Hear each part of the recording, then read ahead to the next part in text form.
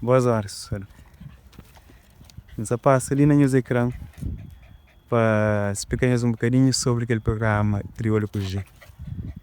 Esse, a mim, já tem um tempo que canta assim, e depois sempre ainda escreveu a crioulo, sim, mas não tá chamando, mas devia escrever, ou seja, aproximar português, mas era que está a escrever na rede social, ele não se fala maioritário. Então, depois de um tempo, que ainda escrevi as letras na crioulo, bata com Xi Alupec, alfabeto cabo-verdiano, mora que está escrevendo na cabo-verdiano, começa a ler alguns livros, e foi interessante para mim, um M realmente mais simples e mais direto. De escreve, e tem uma norma. A priori, na começa da pessoa, um bocadinho estranho, mas horas que eu entendo, mas na crioulo cabo-verdiano, não escreve, se não está papi. A hora que não está fala S é S. Nunca escreve S é uma hora C, uma hora S, uma hora que fala S é S. E depois, mesmo com tudo que as coisas lá, começa a escrever as letras, a publicar as letras na crioulo cabo-verdiano, é escrito oficialmente segundo regras de língua cabo-verdiana, a Alupec. Então, tinha ideia, criou um programa que fala de músicas, que explica minhas letras, traduz minhas letras para inglês, para mim também como tradutor.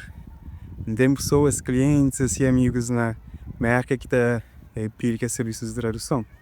Então, horas que publicam minhas músicas que mandas na crioulo, é tudo com letras, é tudo, mas só que eles que entendem tudo que conseguem falar. E é uma maneira de expressar também crioulo, através de letras e música. Então, traduz a letra em música de crioulo para inglês, depois também na legenda de vídeo.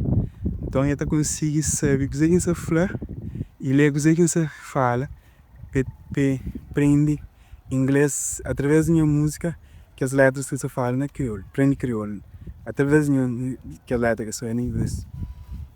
Então, basicamente, sempre tinha aquela ideia lá. Nato aqui momento que começava ele, a ideia era começar ele mesmo ano, que se celebra 50 anos de independência de Cabo Verde, para ser uma celebração também. E depois, não se pensava que dia que se lançava um episódio a falar letra em música, ou um aplicativo e livros também que participa, mas não é uma polêmica que fala sobre questão de língua crioulo variante de Santiago, sobre essa forma que a língua cabo-verdiana. Depois, não foi assim, tem uma confusão ali, para morrer, da pequena vídeo para morrer. Então foi assim, deixa eu falar daquele tema ali, e como um primeiro episódio, uma introdução, que para morrer que a pessoa se pensa, por exemplo, tem alguns preconceitos, né, alguns dogmas sobre a língua cabo-verdiana. Por exemplo, se você pensa, por exemplo, por escrever de qualquer maneira, se eu queremos escrever direito, que é verdade, qualquer língua tem-se regras, né, tem-se alfabeto, tudo, tem-se manuais, dicionário, tudo que ela criou, ele tem aprovado há muito tempo.